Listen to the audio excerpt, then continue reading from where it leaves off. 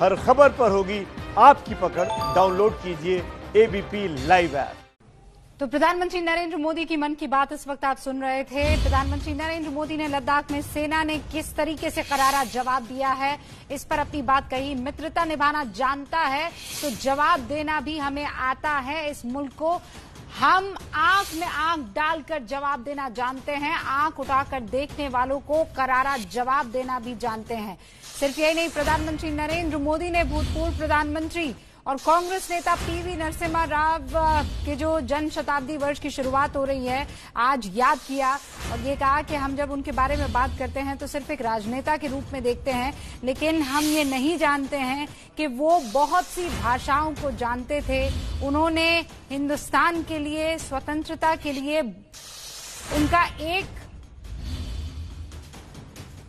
जो एपिसोड था, एक जो उनका किस्सा था, वो भी उन्होंने साझा किया।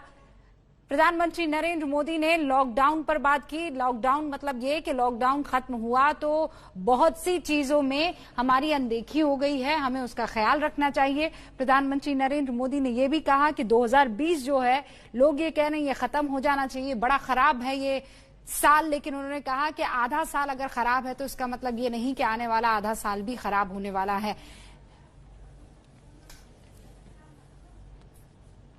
आपको ये बता दें कि दो खास मेहमान हमारे साथ हैं। अभिज्ञान मेरे वरिष्ठ सहयोगी इस वक्त आपको स्क्रीन पर नजर आ रहे हैं और डॉक्टर संबित पात्रा भी दिखाई दे रहे हैं। डॉक्टर संबित पात्रा, शुरुआत आपसे करूंगी। बहुत लोग चौंके होंगे जब प्रधानमंत्री नरेंद्र मोदी ने भूतपूर्व प्रधानमंत्री नरसिम्हा राव जी का जिक्र किया होगा, क्योंकि कांग्रेस के बड़े नेता के तौर पर वो जाने जाते हैं, देश के प्रधानमंत्री तो है ही, लेकिन इसके पीछे कुछ और भी है। देखिए, पहली बात तो है, आज मैं बड़े ध्यान से, जैसे हमेशा सुनते हैं, मन की बात सुन रहा था। अभिज्ञान जी भी मानेंगे और आप भी मानेंगी, दोनों ही सुन रहे थे इस विषय को।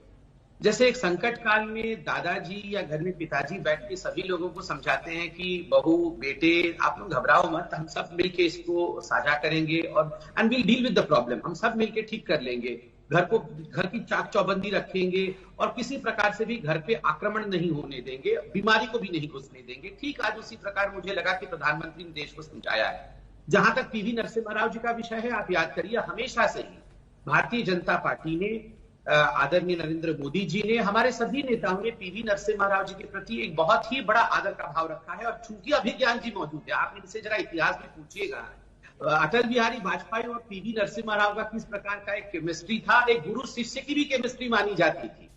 देखिए, यहां तक यह विषय गया था कि पीवी नरसिम्हा राव, आज उनको मैं नमन भी करता हूं, ये खटास कांग्रेस की तरफ हो चुकी थी और ये मिठास भारतीय जनता पार्टी की तरफ थी। क्या हुआ था उनके अंतिम क्षण में, यह भी आप जानती हैं कि उनके पार्थिव शरीर को कांग्रेस के हेडक्वार्टर तक में अलाउ नहीं किया गया था। और आज मैं एक बड़ी बात दिखाने वाला हूं। ये टाइम्स ऑफ इंडिया न्यूज़पेपर में लेके बैठा हूं, आप देख सकते हैं, संडे टाइम्स है, ये फ्रंट पेज है, कैमरा नहीं, आप दूर से देखिए, ये फ्रंट पेज में आपको दिखाता हूं। ये फ्रंट पेज में एडवर्टाइजमेंट आया है पीवी नरसिम्हा राव जी का आज जन्म शताब्दी वर्ष का, और किसने दिया है आप देखिए, तेलंगाना के चीफ मिनिस्टर श्री केसीआर ने दिया है, किसी दूसरे पॉलिटिकल पार्टी ने दिया है। कांग्रेस ने कहीं भी नरसिम्हा राव जी की एडवर्टाइजमेंट, आप सोचिए, यही अगर गांधी परिवार के होते तो किसी और पार्टी के किसी और चीफ मिनिस्टर को यह एडवर्टाइजमेंट देने की आवश्यकता पड़ती क्या है? ये कौन एडवर्टाइजमेंट देता? यही पार्थक्यता है, एक परिवार वर्सेस इंडिया की लेगेसी। हम शास्त्री जी को भी नमन करते हैं, शास्त्री जी भी कांग्रेस के थे, याद करिए। हम वल्लभ भाई पटेल को भी नमन करते हैं, वो भी कांग्रेस के थे, याद करिए। हम पीवी नरसिम्हा राव जी को भी नमन करते हैं, मगर वही जो कांग्रेसी थे उनको कांग्रेसी ही नमन नहीं करते हैं, क्योंकि वो एक परिवार के थे। ये फर्क है। ओके, अभिज्ञान भी हमारे साथ है। अभिज्ञान, आप इसे कैसे देखते हैं? प्रधानमंत्री नरेंद्र मोदी का पीवी नरसिम्हा साहब को याद करना, और वो भी उस वक्त याद करना जब ये बिल्कुल तय था कि कांग्रेस की तरफ से ऐसी कोई श्रद्धांजलि नहीं आने वाली है।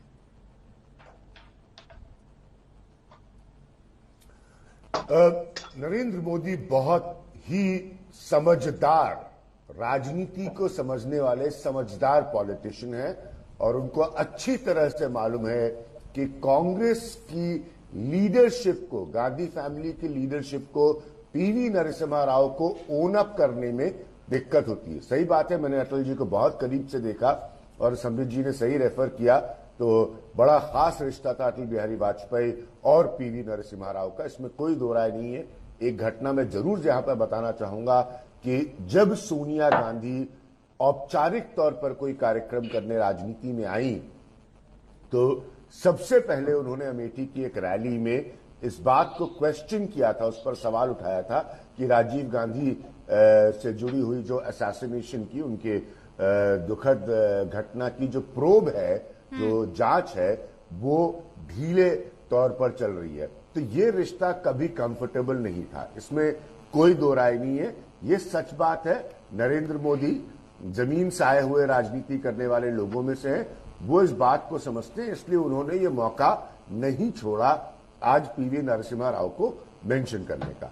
लेकिन दूसरी बात जरूर सुनिएगा यहां पर, इसलिए रूबी का दूसरी बात इंपॉर्टेंट है क्योंकि नरसिम्हा राव ही इस बात के जनक माने जाते हैं कि उन्होंने इस देश की इकोनॉमी को खोला, लिबरलाइजेशन के जनक वो माने जाते हैं, और उनके साथ ही समय मनमोहन सिंह थे फाइनेंस मिनिस्टर के तौर पर।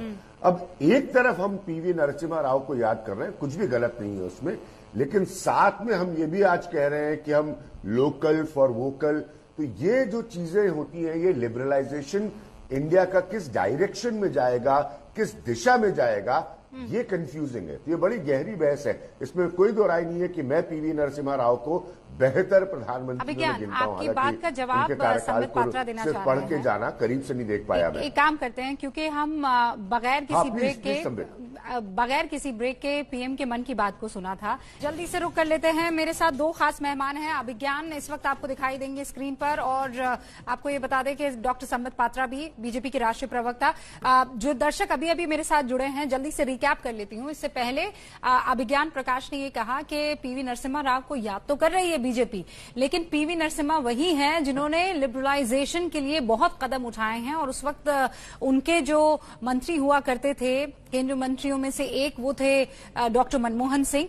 लेकिन अब ये लोकल फॉर वोकल करके आप कैसे बैलेंस बिठाएंगे? तो जवाब मैं चाहती हूँ संबित आप क्विकली दें, और उसके बाद कुछ और सवाल मेरे।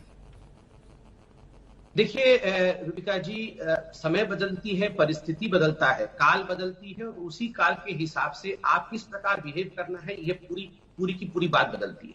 आज प्रधानमंत्री जी ने एक बहुत बड़ी बात कही। प्रधानमंत्री जी ने जब श्रद्धांजलि दी, हमारे 20 शहीद जवानों को श्रद्धांजलि दी, जब उन्होंने कहा कि हमने बिल्कुल लाल आंख दिखाया, बहुत सही जवाब हमारे सैनिकों ने दिया, और तुरंत उसके बाद उन्होंने कहा इसका एक और माकूल जवाब होगा, सही जवाब होगा आत्मनिर्भर भारत बनना और लोकल के लिए वोकल होना।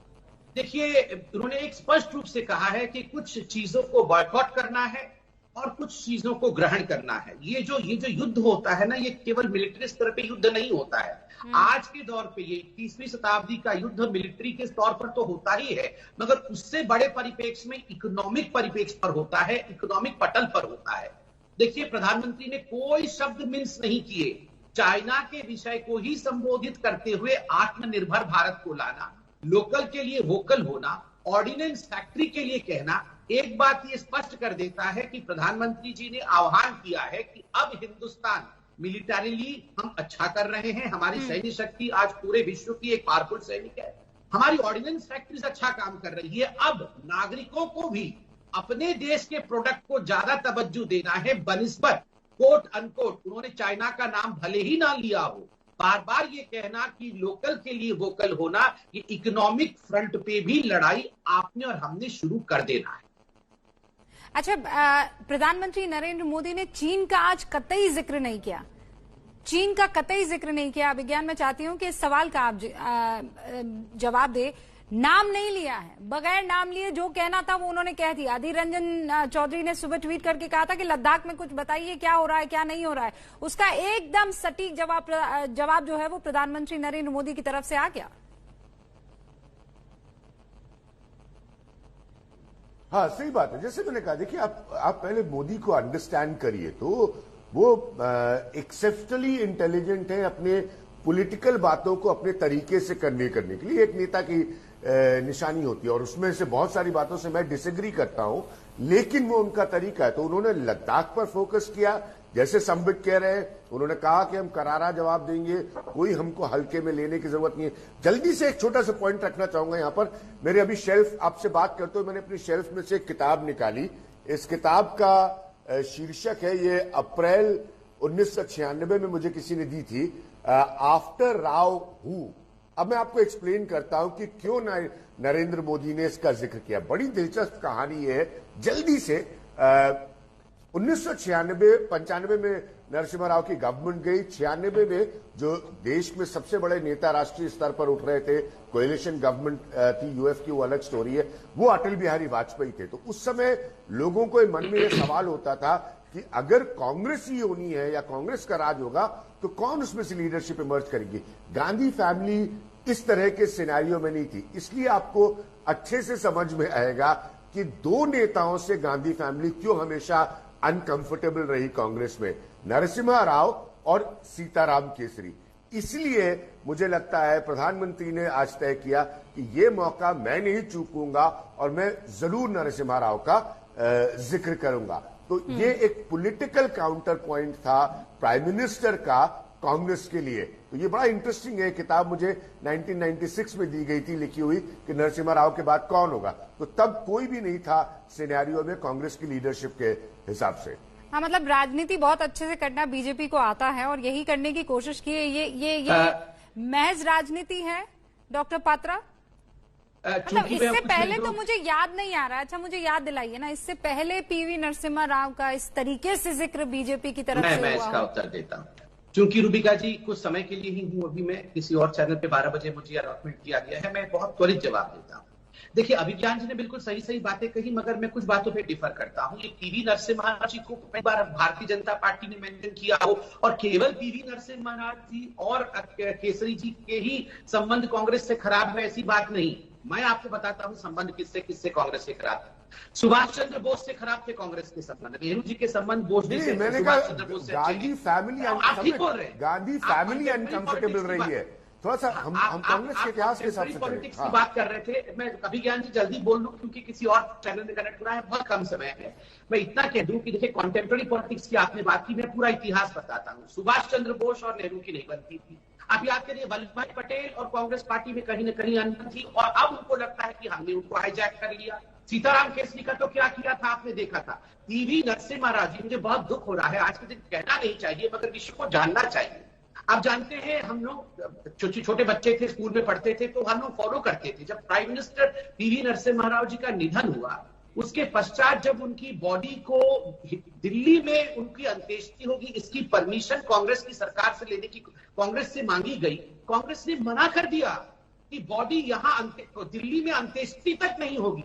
और मैं नहीं चाहता हूं वो फुटेज आप निकाले जब हैदराबाद। मुझे पता है आपको किसी और चैनल पर जाना है, लेकिन संबित पात्रा, डॉक्टर पात्रा, आपने मेरे सवाल का जवाब नहीं दिया कि इससे पहले इतना बढ़ चढ़कर पीवी नरसिम्हा, मतलब आप लोग एपिसोड वाइज सारे के सारे नेताओं को जिनके साथ इनजस्टिस हुआ है कांग्रेस में, आप उन सबको अपनाएंगे मरणोपरांत। पीवी नरसिम्हा राव जी की पहली बार हमने बात की हो ऐसा नहीं है। हमेशा हम पीवी नरसिम्हा राव जी को याद करते हैं, उनके नाम पे एडवर्टाइजमेंट भी देते हैं, जबकि कांग्रेस खुद नहीं करती। आज सुबह से negative politics Rahul Gandhi Twitter पे कर रहे हैं, प्रधानमंत्री पे आक्रमण कर रहे हैं, और वहां हम देखिए प्रधानमंत्री को देखिए आप, आज उन्होंने पीवी नरसिम्हा राव को याद किया है। और हाँ, क्यों नहीं याद करेंगे, वो हमारे देश के प्रधानमंत्री थे, क्यों नहीं याद करेंगे। नहीं तो फिर प्रधानमंत्री तो जवाहरलाल नेहरू भी हैं, प्रधानमंत्री श्रीमती इंदिरा गांधी भी है, इसका हमें ख्याल रखना चाहिए। बहुत बहुत शुक्रिया डॉक्टर पात्रा हमारे साथ जुड़ने के लिए। जैसा आप कह रहे हैं कि 12 बजे तक ही आप हमारे साथ थे और अब जीवीएल नरसिम्हा हमारे साथ जुड़ेंगे।